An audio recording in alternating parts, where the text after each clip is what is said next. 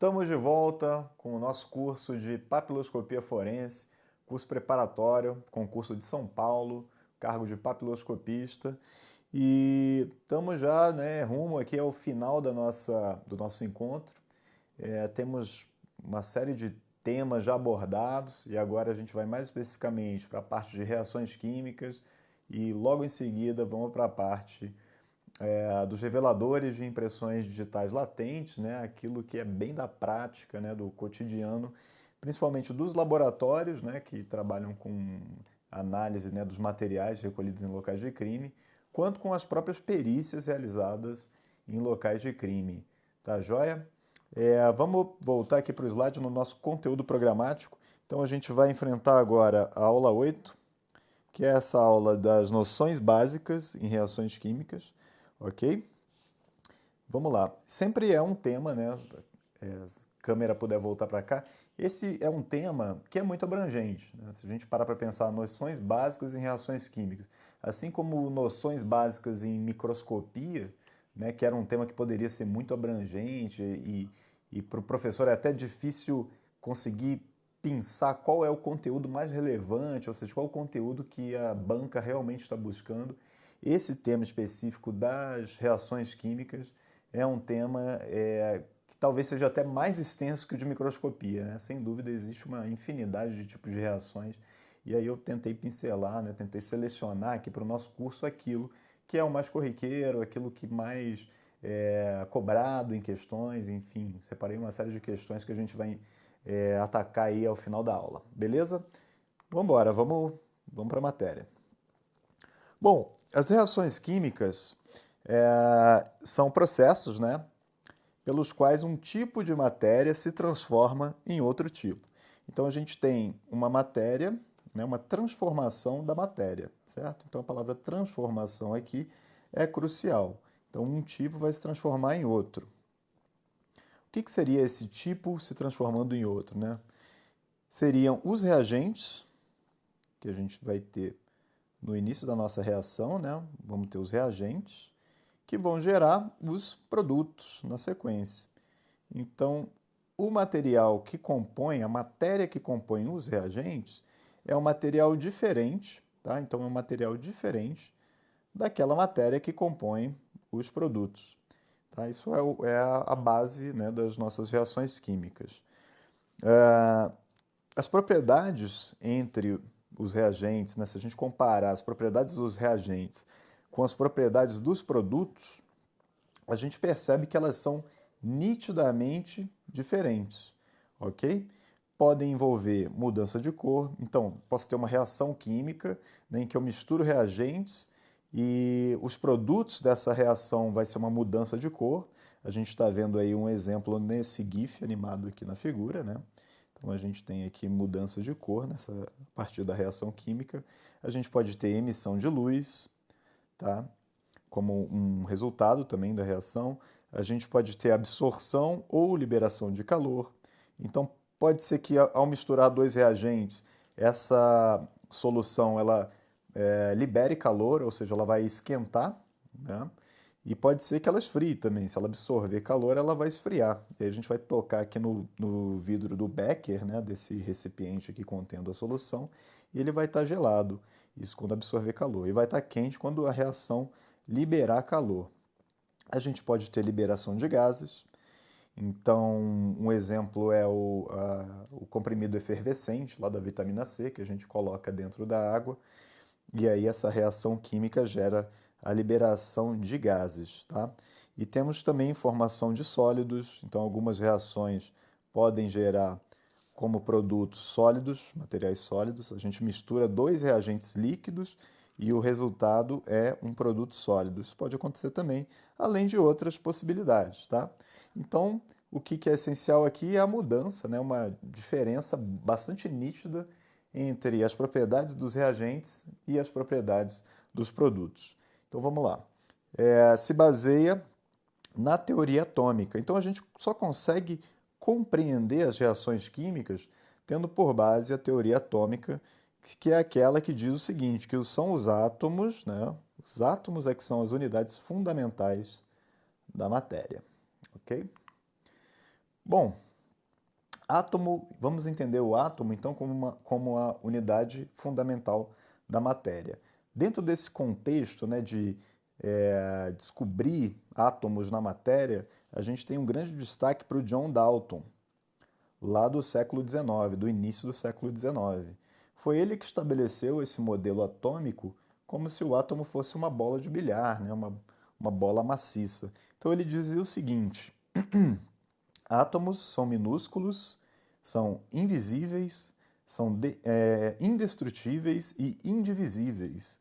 E as reações químicas envolvem a combinação ou separação desses átomos. Isso foi uma grande coisa para a área da química, né? Foi uma grande descoberta. Por mais que o modelo atômico de Dalton viesse a ser superado posteriormente, anos depois, o que começou a ser desenvolvido aqui foi muito relevante para o desenvolvimento da química e para a compreensão das reações químicas. Tá? Conteúdo aí do nosso edital. Ok? Então dizia que as reações químicas envolvem a combinação ou separação desses átomos. Ok? Combinação ou separação de átomos. Há uma proporção constante nas massas que reagem entre si.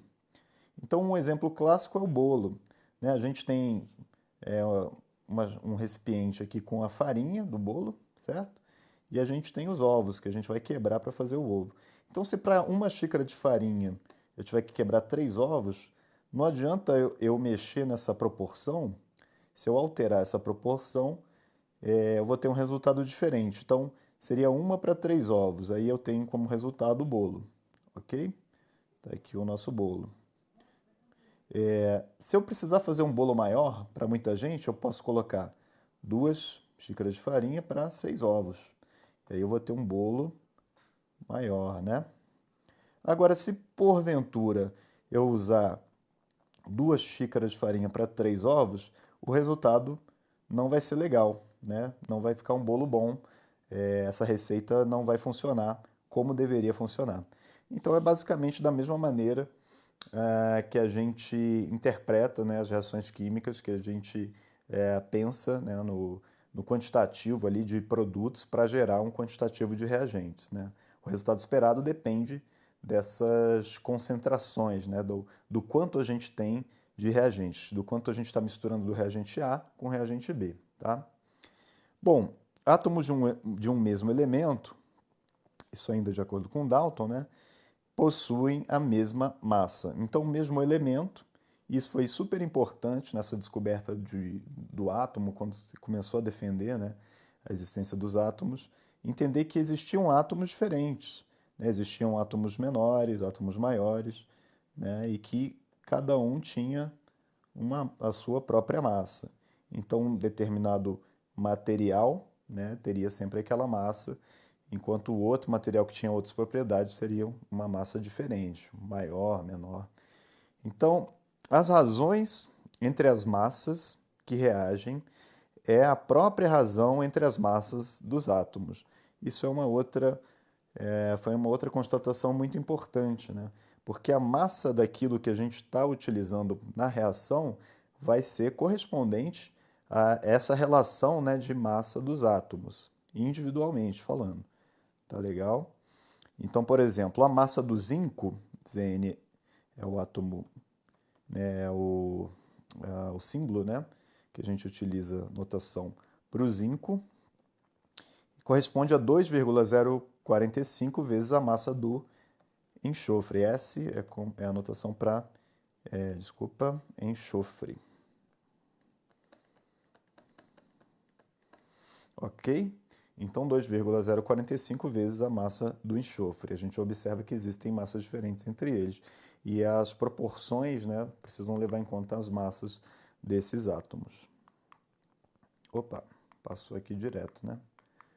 Passou vários. Então, aqui está o nosso zinco, a massa dele é de 65,39, né? Na tabela periódica, quando a gente observa os elementos, a massa é essa aqui, ó.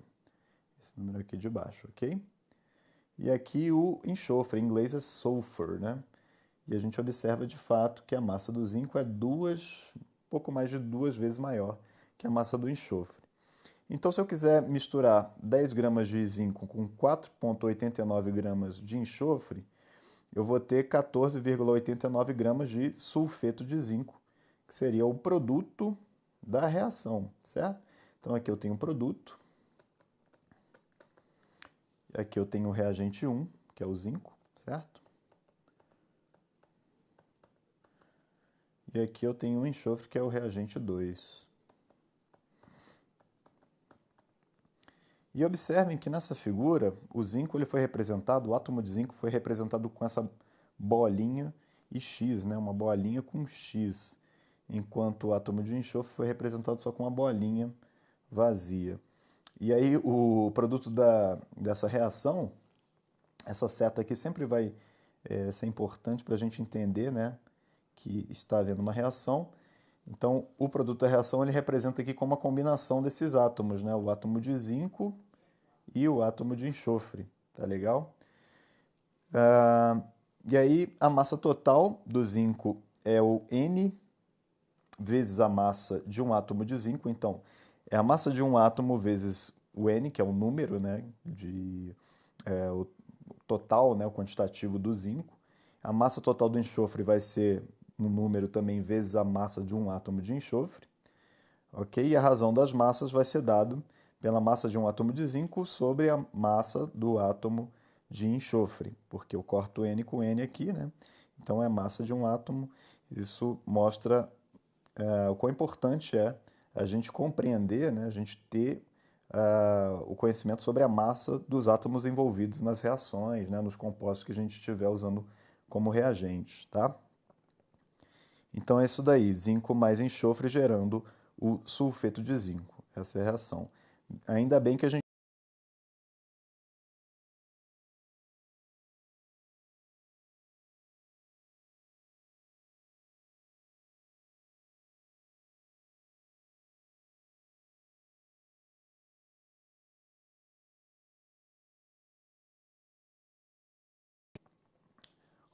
Outra lei, né, estabelecida a partir das descobertas, o desenvolvimento, né, dessas teorias atômicas, foi a lei da conservação da massa. Por exemplo, a gente tem que uma molécula de água, que é água líquida, certo? Esse Lzinho aqui representa líquido, tá? Então vamos colocar aqui uma observação. Quando eu tiver um L entre parênteses, isso significa que o estado é líquido. Provavelmente vocês já sabem disso, né? Quando tiver um G, significa que o estado é gasoso. E quando tiver um S, significa que o estado é sólido. Ok? Então eu tenho uma molécula de água no estado líquido, gerando uma molécula de hidrogênio mais uma molécula de oxigênio. Só que tem um problema aí. Por quê? Vocês estão vendo aqui, ó, O2, eu tenho dois átomos de oxigênio, certo? Formando essa molécula do gás oxigênio. Então, O2 é um gás oxigênio que é formado por dois átomos aqui do oxigênio, né? Enquanto aqui eu tenho dois átomos do hidrogênio. Tá legal? Esse é o gás hidrogênio. H2 é o gás hidrogênio. Então eu tenho dois átomos. Mas eu tenho uma molécula de água, e numa molécula de água apenas eu tenho só um oxigênio. Então essa equação ela não está balanceada, né? Então, na verdade, isso daqui não está correto. O que está correto é essa aqui, da direita. Tá? Eu tenho duas moléculas de água, né? Estão vendo aqui, então, tenho quatro átomos de hidrogênio, certo? Então, 2H2 e dois átomos de oxigênio. Então, por isso que eu tenho esse 2 antes, significa duas vezes a água, a molécula de água, tá? Bom, equações químicas balanceadas permitem prever as massas de reagentes necessários para formar uma massa de determinado produto. Então, isso daqui, a previsibilidade, é fundamental, né, numa equação química balanceada. Então, provavelmente, se eu estivesse tomando essa reação, essa equação que está errada aqui, né, essa que eu comentei primeiro como verdadeira, eu estaria errando aqui as massas, né? A minha previsibilidade dessa reação estaria errada. Agora, usando essa segunda equação, eu tenho uma previsão, né, daquilo que eu espero como produtos da minha reação, tá?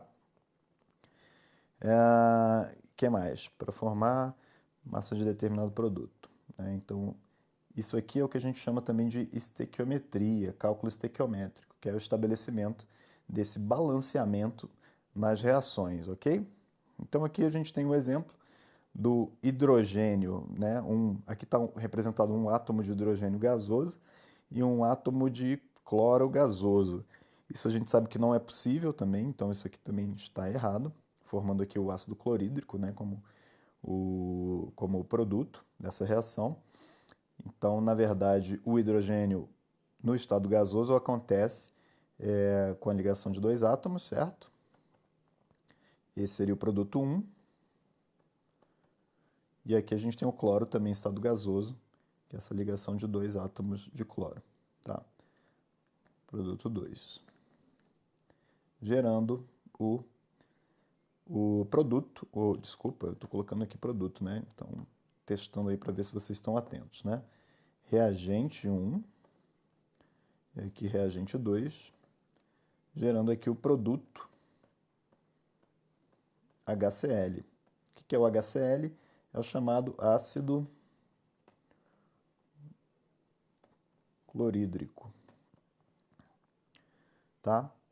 Os conceitos de moléculas começaram também a ser desenvolvidos, né, a partir das definições de átomos e são entendidos como partículas atômicas associadas. Então, uma molécula, por exemplo, a gente falou da molécula de água, são partículas atômicas associadas. De quais átomos? Hidrogênio, dois átomos de hidrogênio se associando a um átomo de oxigênio. Então, essa é uma molécula de água, ok?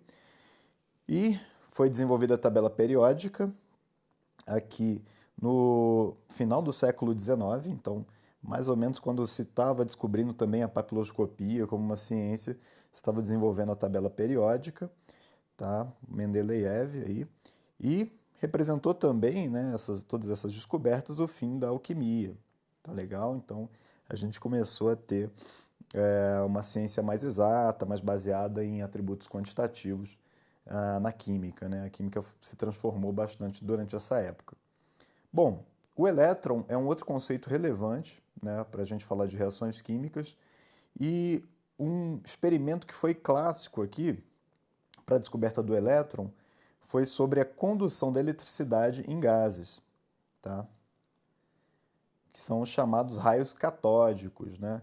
Que era a possibilidade de você conduzir uma eletricidade dentro de um tubo, né, mantido a vácuo, mantido sob baixa pressão, na verdade, não vácuo, né, porque senão não teria nenhum gás dentro dele, mas com as moléculas de um determinado gás, e aí foram testados vários gases aqui dentro desse tubo sob baixa pressão. E aí a gente tinha a aplicação de uma diferença de potencial entre um polo e o outro, certo?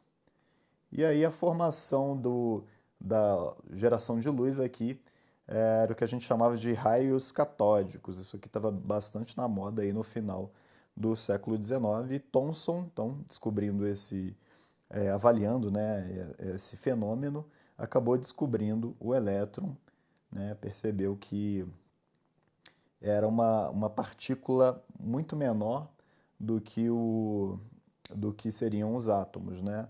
E aí existem vídeos sobre isso no YouTube, eu acho que nem compensa, que a gente nem tem tempo para comentar tanto sobre isso, tá? Mas aí ele concluiu, né, que essas partículas que tinham uma carga negativa, por conta dessa diferença de potencial, ele pôde observar, elas faziam parte dos átomos.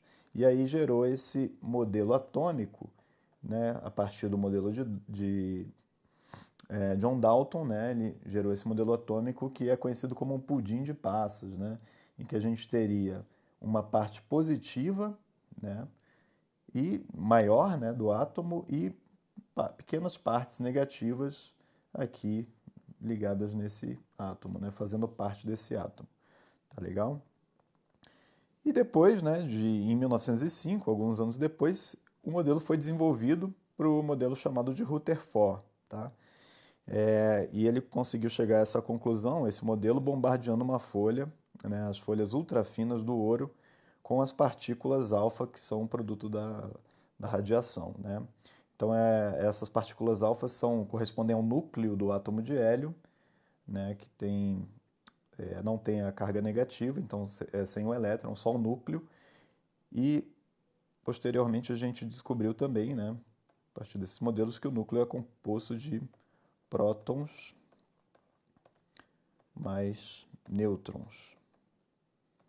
Então, partículas positivas e partículas sem carga, ok? Que dão a massa do átomo. Então, esses dois caras aqui, prótons e nêutrons, é que vão me dar a massa do átomo. E ao redor deles, né, ao redor do núcleo, a gente vai ter esses elétrons, né, orbitando como se fossem planetas orbitando ao redor do Sol. Tá?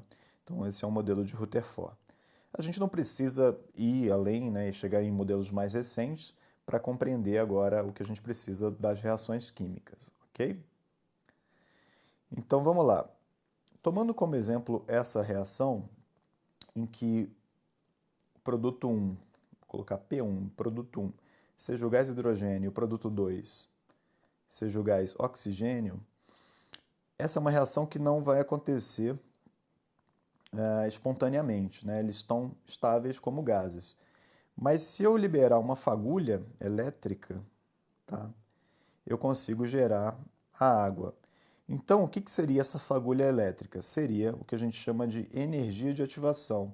Eu preciso de uma energia para tirar a estabilidade desses caras aqui, né, que estão estáveis na forma gasosa, mas quando eu emito a fagulha, ou seja, uma energia de ativação, eu perturbo essa estabilidade deles e permito que eles se liguem, que esses átomos, né, realizem um novo arranjo, formando aqui a minha molécula de água, tá? Bom, a gente tem aqui a equação 1, aqui embaixo, que é o hidrogênio no estado gasoso mais o oxigênio no estado gasoso, gerando 2 hidrogênios mais 2 oxigênios. O que isso aqui representa? Que a partir da energia de ativação, eu tirei algo que eu perturbei algo que estava estável, que são esses caras que estão estáveis. Aqui eles não estão, aqui eles seriam instáveis, tá? Com a energia de ativação se tornam instáveis, gerando então o que a gente conhece como essa equação aqui de número 2. Então eles, independentemente, dois átomos de hidrogênio já não mais ligados e sim separados, né? E dois de oxigênio já separados aqui, não mais ligados entre si, conseguem se rearranjar, né, para formar a molécula de água, tá?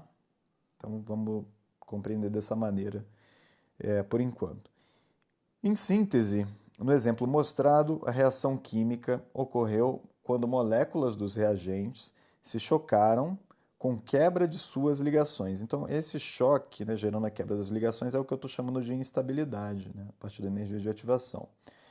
E outros choques levaram à formação de novas ligações. Tá? Então, outros choques levaram à formação de novas ligações. Isto é, formação de novas moléculas. Isto é, dos produtos. Então, esses choques levaram à quebra das ligações, permitindo a formação de uma nova molécula, né? Aqui no caso, a nossa água. Tá? Esta é uma boa visão geral do que é uma reação química. Tá legal? Então, essa é uma visão geral do que seria a reação. Bom, outros conceitos que são importantes ainda dentro desse conceito, né, ainda sobre as reações químicas, é a energia de ativação, como eu comentei no caso da reação anterior, era uma fagulha, né, mas a gente pode definir a energia de ativação como a energia necessária para iniciar uma reação, ou seja, quebrar as ligações químicas dos reagentes, tá, para que novas ligações se formem.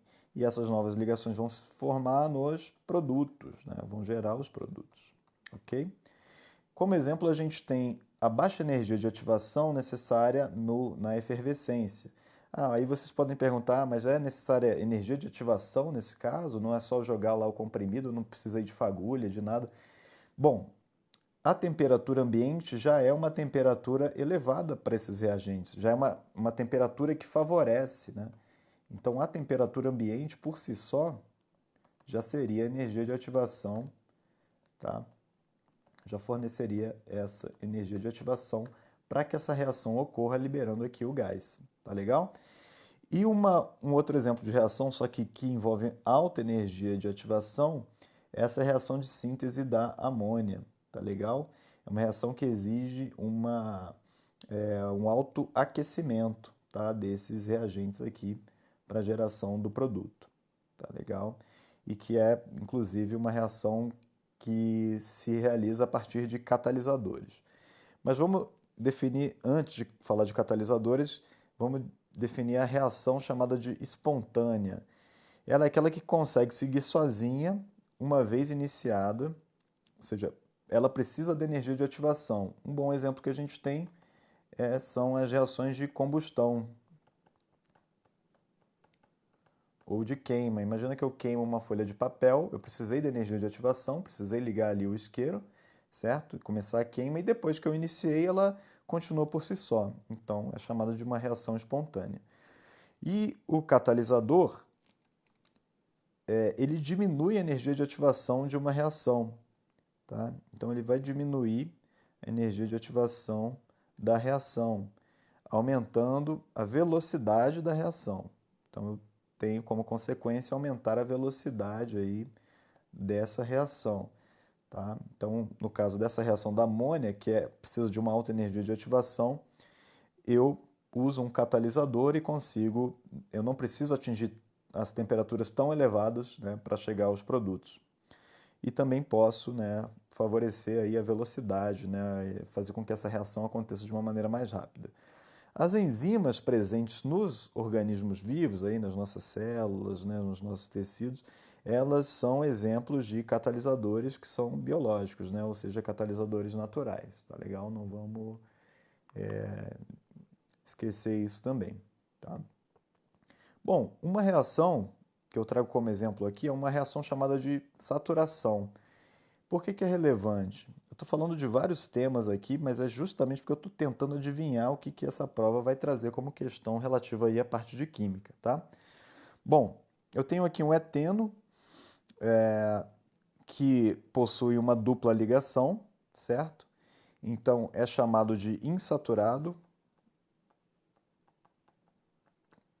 Quando eu tiver a dupla ligação, né, isso vai acontecer muito aqui nos hidrocarbonetos, tá, que são esses componentes formados basicamente por carbono e hidrogênio. E quando tiver uma insaturação, eu tenho a dupla ligação. Vou até escrever aqui, ó. Insaturação. Deixa eu melhorar isso aqui. Insaturação.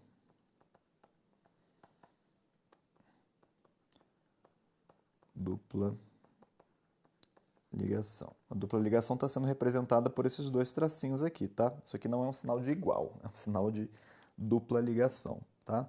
E observa que aqui eu tenho uma ligação simples, né? Na ligação simples eu tenho o composto saturado. Tá? Então o composto aqui está saturado como produto, né? O produto dessa reação do eteno mais o gás hidrogênio, eu tenho aqui um composto saturado, ou seja, não tenho mais a ligação dupla. Tá? Essa é uma reação que ocorre e o catalisador para essa reação é o níquel, que está representado aqui, ó, superfície do níquel na figura. Então aqui eu tenho esses dois átomos do hidrogênio formando a molécula do gás hidrogênio, certo? Estão representados por essas bolinhas aqui. Esses átomos de hidrogênio, né, essa molécula se liga aqui no níquel, tem uma interação com o níquel, uma afinidade, e o fato do níquel participar desse processo, ele traz aquilo que a gente estava chamando, né, de ele tem a função de catalisador porque ele promove um desequilíbrio, ele desestabiliza, né, esses átomos aqui, essa molécula de hidrogênio. Tá? Então ele promove ele chacoalha, né, essas moléculas, aumenta a sua energia cinética e isso favorece essa reação dos átomos de hidrogênio com o eteno. E aí gera como resultado, como produto, né, o etano. Tá bom? Vamos lá. Tipos de reações químicas. A gente tem reações de síntese ou adição, quando dois ou mais reagentes originam um único produto. Então eu tenho o reagente A mais o reagente B originando um único produto, que é o AB, tá? Então, um exemplo disso daqui, eu tenho o magnésio sólido, dois átomos de magnésio, mais uma molécula de oxigênio, certo? Do gás oxigênio, eu tenho também dois átomos aqui de oxigênio, mas na forma de molécula, gerando uma única molécula, que é o óxido de magnésio. Essa é uma reação dos sinalizadores, aqueles sinalizadores luminosos, né, que gera aquela luz forte, justamente por conta dessa reação. Eu tenho outro tipo de reação chamada de análise ou decomposição, tá?